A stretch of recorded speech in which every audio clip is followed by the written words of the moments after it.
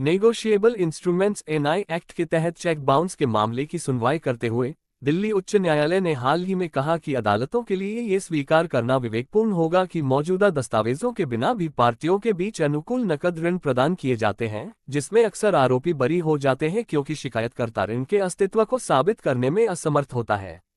न्यायमूर्ति अनीश दयाल की एकल न्यायाधीश पीठ ने अपने आदेश में ये भी कहा कि अक्सर यह पाया गया है कि धारा 138 एनआई अधिनियम की कार्यवाही में बरी होने पर शिकायतकर्ता पर ऋण के अस्तित्व को साबित करने का भार पड़ता है, जो धारा 139 एनआई अधिनियम के तहत आरोपी पर लगाए गए अनुमान के बिल्कुल विपरीत है।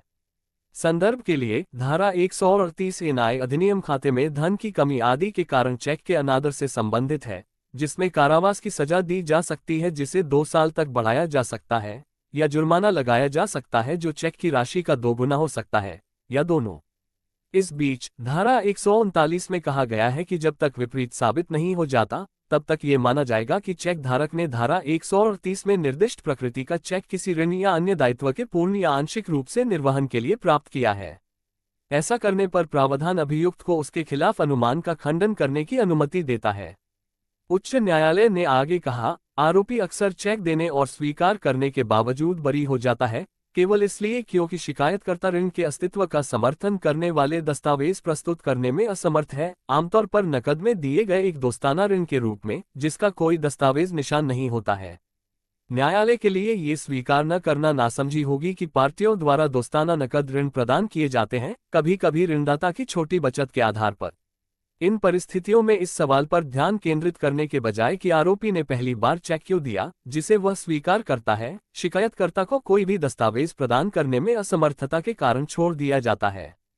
अक्सर जब अदालत द्वारा आरोपी से पूछा जाता है कि उसने पहली बार किस उद्देश्य से चेक दिया, तो कोई ठोस और तर्कसंगत उत्तर नहीं मिल पाता है।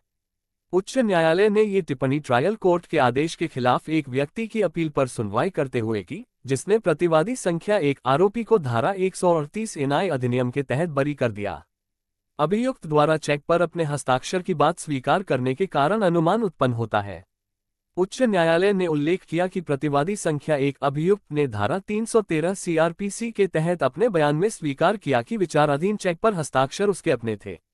इसके बाद न्यायालय ने कहा कि जब विचाराधीन चेक पर हस्ताक्षर स्वीकार कर लिए जाते हैं, तो धारा 139 के तहत अनुमान उत्पन्न होता है। इसने आगे कहा कि ट्रायल कोर्ट के निर्णय में एक त्रुटि थी, अर्थात यह निष्कर्ष कि प्रतिवादी अभियुक्त ने धारा 313 सीआरपीसी के तहत अपने बयान के आधार पर धारा 139 के तहत अनुमान का सफलतापूर्वक खंडन किया, बचाव के लिए कोई सबूत पेश नहीं किया। उच्च न्यायालय ने रेखांकित किया, इस प्रकार प्रतिवादी संख्या 1 ने बचाव पक्ष के साक्ष्य प्रस्तुत नहीं किए हैं, इसलिए धारा 313 सीआरपीसी के तहत उनके बयान को धारा 139 एनआई अधिनियम के तहत उठाए गए अनुमान को खारिज करने के उद्देश्य से साक्ष्य के रूप में नहीं पढ़ा जा सकता है। इस प्रकाश में केवल दोषी न होने की दलील देना भी इस अनुमान को खारिज करने के लिए पर्याप्त नहीं होगा। ट्रायल कोर्ट धारा 139 एनआई अधिनियम के तहत अनुमान के प्रभाव को नोट करने में विफल रहा। धारा 118 एनआई अधिनियम के साथ धारा 139 पर स्पष्टीकरण देते हुए न्यायालय ने कहा कि इन प्रावधानों के तहत अनुमान अनिवार्य रूप से शुद्ध सामान्य ज्ञान पर आधारित है। संदर्भ के लिए, धारा 118 परक्राम्य लिखतों के संबंध में अनुमानों की एक सूची प्रदान करती है, जिसमें जब तक विपरीत साबित नहीं हो जाता, यह माना जाता है कि प्रत्येक परक्राम्य लिखत विचार के लिए बनाया गया था या तैयार किया गया था। उच्च न्यायालय ने कहा, आरोपी से इसके विपरीत साबित करवाने के बजाय इस मामले में आरोपी को बिना किसी बचाव साक्ष्य के और केवल शिकायतकर्ता द्वारा दिए गए सकारात्मक सबूतों में विसंगतियों पर भरोसा करके बरी कर दिया गया। इसलिए कानून और उसका अनुप्रयोग उल्टा हो गया है। वर्तमान मामले में उच्च न्यायालय ने कहा कि जब धारा 139 के तहत अनुमान लगाया गया था, तो ट्रायल कोर्ट को इस आधार पर आगे बढ़ना चाहिए था कि चेक अपीलकर्ता के प्रति ऋण या दायित्व के निर्वहन में जारी किया गया था। इसने कहा कि धारा 139 के तहत अनुमान का खंडन करने का दायित्व प्रतिवादी पर होना चाहिए था, और यदि उसने सफलतापूर्वक इसका खंडन किया होता तो ये दायित्व अपीलकर्ता पर स्थानांतरित हो जाता। इसने टिप्पणी की, ट्रायल कोर्ट की ओर से मूलभूत दोष धारा 139 एनआई अधिनियम के तहत अनुमान के प्रभाव को नोट करने में विफल होना था।